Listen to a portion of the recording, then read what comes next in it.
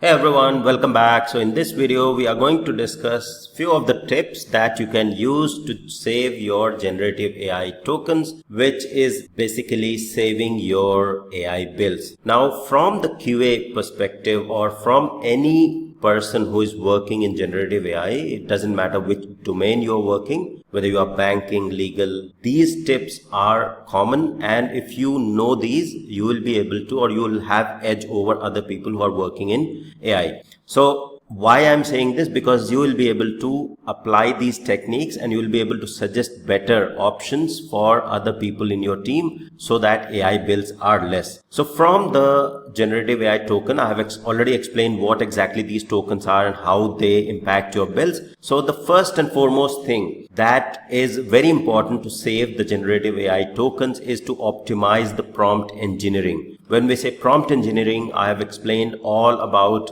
key prompt engineering techniques: zero shot, one shot, few shot prompting, chain of thought. So all of those, if you apply properly, you will write better prompt, and based on what exactly you're looking for, you will get those answers properly. So for example, if we have the prompt which is verbose, and say we are saying, can you please help me to write a short summary of this test strategy or this requirement document, or can you help me summarize this requirements document, can you please. So can you please, these are just unnecessary words that you are using. Please, thank you, AI doesn't need that. You do not need to add any of the filler words. Instead of this, you can simply say summarize this document, and then provide the document or provide the statement that you are exactly looking for. Also, do not have the open-ended response. Do not leave AI to respond open-ended in whatever way the AI formulates the answer. Make sure that you also control the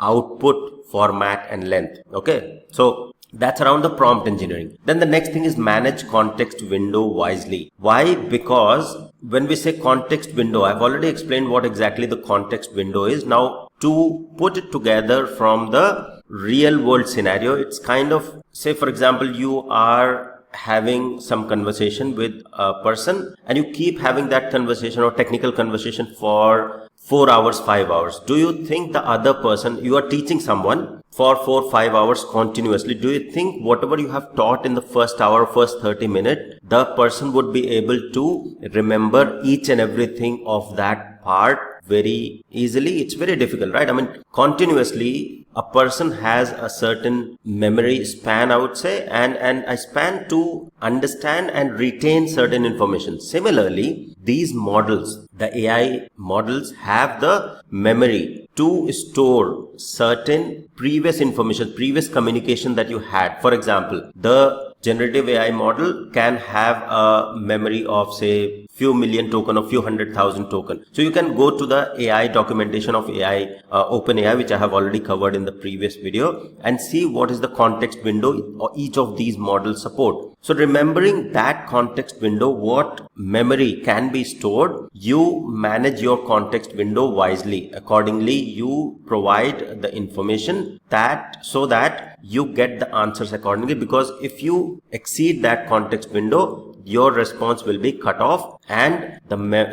whatever AI is supposed to remember, it won't remember, and you won't get the answers in the context that you might be looking for. Okay. Third important thing is controlling the output length. So not leaving open-ended, not leaving AI open-ended. So making sure that you are controlling how AI answers, how generative AI answers, whether you want 10 bullet points, whether you want pros and cons, and in each pros and con, I want 5 bullet points each. So you control what is the output, because each of these words usually will be a token. So usually a token will be kind of 4 characters is considered as a token in general. It's not a thumb rule, but yes, somewhere like that. Technically, internally, how it is being done, that is a separate topic. But then this way, when you control the output length, you indirectly are controlling the amount of token that you are using in each of the request and response, each of the prompt and the response that you are getting from AI. Then the fourth important point is the choose right model.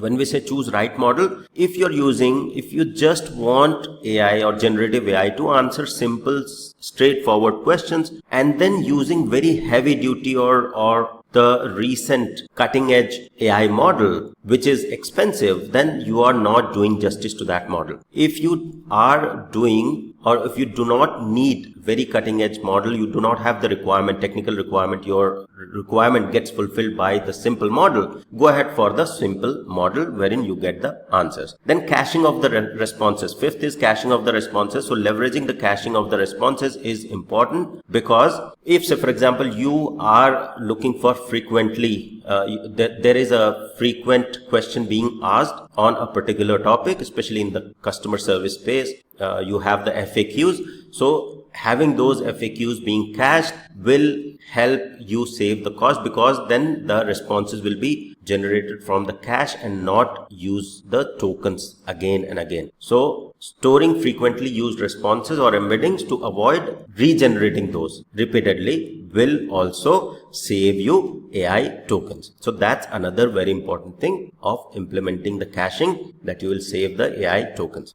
Then sixth is using the retrieval augmented generation. I'll come up with the detailed video on this, but as of now, just make sure when you use RAG, you ensure that instead of feeding, the long documents, say for example, in your organization, in your project, you want to get answers from the specific documents and you feed those documents, you use the RAG technique wherein you fetch only relevant snippets for the model to process rather than fetching or retrieving everything. So that's the usage of RAG, and using the RAG will help to save the generative AI token as well. And then the last one, this is not the full list, this is just some of the very common tips for saving the generative AI token, but the last one in this list is monitoring and analyzing the token usage. Why? Because when you monitor and analyze how the tokens are being used, you know where to optimize. If, say for example, you do not monitor and analyze at all, you won't be able to know where your tokens are being utilized. Say for example, in your team, there are people who are not using proper prompting techniques. Then you will know that people are asking general questions and